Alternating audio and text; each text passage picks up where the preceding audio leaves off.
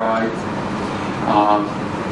this with the bromocyanopyridine, then repeat the process, except now take the chloro compound here and react it with cyanophenols boronic acid. We get the bisnitrile, and bisnitrile is the key intermediate for making the anidines.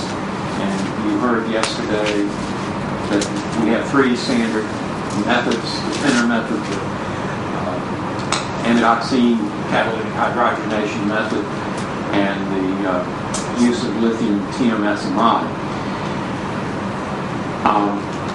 This illustrates that you can make a symmetrical molecule quite easily. Take the dihalo compound, you can use two equivalents of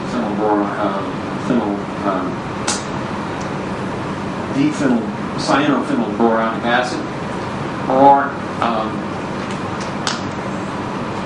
if you like, you can make the bisnitrile and then use just the bromobenzonitrile coupling. So there are lots of flexibility in this chemistry, and in general it works reasonably well.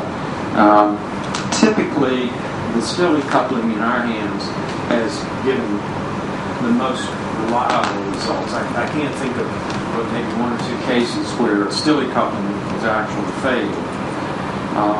Boronic acid couplings, the percentage might be 10% of those might fail, or at least we never found the optimum conditions for them. You should never say they failed. You failed. You failed. Now, let me turn attention to prodrugs for a moment. The diamidine unit, as you well know, is a highly basic unit. The pK is on the order of 10 to 12. And so at physiological pH, these molecules are protonated. They're dications, they're very hydrophilic, and so they don't have good bioavailability. And so we've spent some time trying to develop prodrugs that might overcome this property. And I don't think I need to spend any time on this slide, which Green probably recognizes since it's one of her slides. She was kind enough to let me have it many years ago, and I've used it many times. I don't think in this audience I need to dwell on what a prodrug is when you're talking just to straight chemistry folks. You need to explain it. So I'll just skip over this slide, other than it's a nice slide to talk about those things.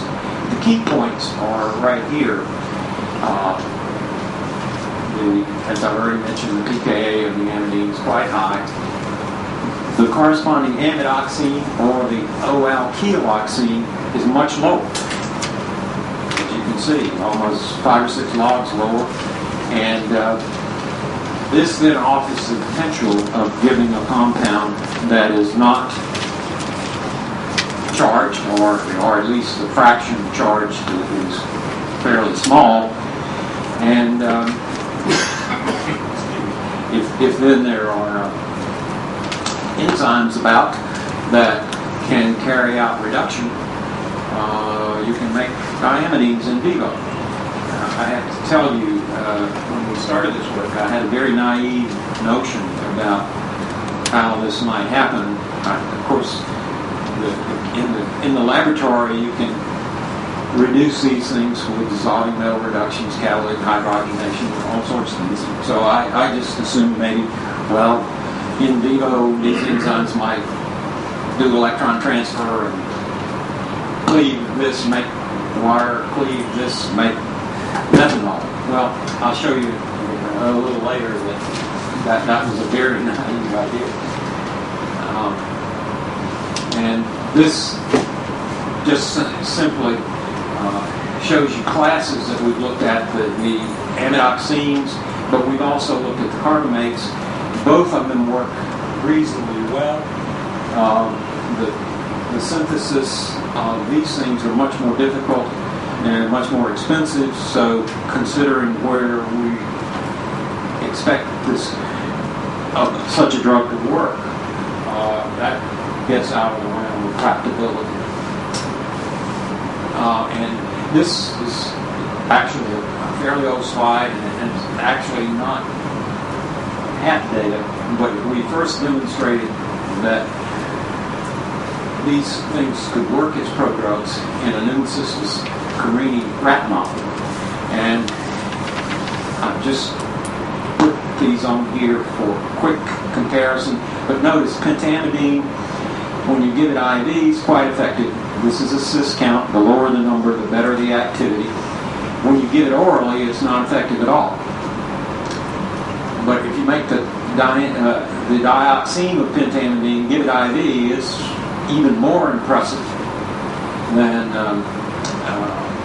pentamidine itself. Orally, it's got reasonably good activity, not obviously as good as the parent, but this data sort of hints that maybe you can use these things as prodrugs. This is the parent pyramidine. You can see, given IV, it's quite active.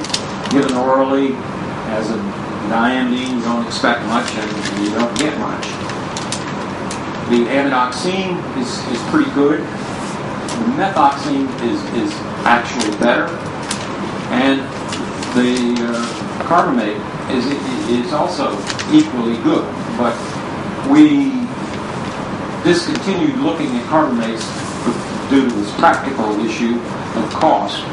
And this compound 289 received a lot of study, and I'll be talking about that shortly.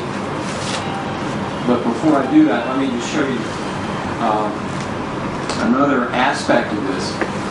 We varied the size of the R group here from methyl ethyl up to hexyl, and our collaborators at the University of North Carolina did some in vitro metabolism, and we compare that to the in vivo cures. Now this is in the trifenazone model, the STIV 900 model. And you'll see that 289 at 100 mg per kg gives 4 out of 4 cures in that model. Its half-life is, in this microsome, human liver microsome assay, is about 4 or 5 minutes. But then when we start increasing the chain, the half-life gets longer, and the efficacy gets lower. And presumably what this means is, with the longer change, you've got multiple sites for hydroxylation. And the key hydroxylation step has got to be at the carbon attached to the oxygen. So then the hemiacetal-like structure flies apart. If you hydroxylate at the terminal position, say, of N-ethyl, this just sits there and has to be attacked again if it's going to be cleaved. And this just summarized what I've already told you. The compound 289, which is the methoxine, was the best of that lot. And that's the one that went into clinical trials, and I'll be talking about that shortly. But I want to show you a few more prodrug, or summarize a few more prodrug studies. But before that, here is the metabolism that I mentioned to you earlier. Was far more complex than my simple ideas were. But the first step is demethylation by hydroxylation, falling apart. That, of course, then could be reduced to the amidine, or you could demethylate the other. And of course, this is a compound that we'd already made and had already been tested. And of course, so it's a sequence then of demethylations, then reduction, and you go through that and you ultimately get the active compound. So it's a relatively complex metabolism for a program, yet it works, so we were fortunate there. This is just a summary. We spent a lot of time, again, Dr. Reen was involved in this, making quite a number of different classes of prodrugs, and you can see the results here. We made some acyl types, we made some acyl prodrugs as cyclic amidines, and then we did some others, which I've got one slide of the others in a moment. All this hard work, unfortunately, didn't lead to anything as good as the methoxine. So we tested a lot of ideas that turned out not to be very good ideas. This is the example of the others. We knew about the metabolism in this JMed Chem study in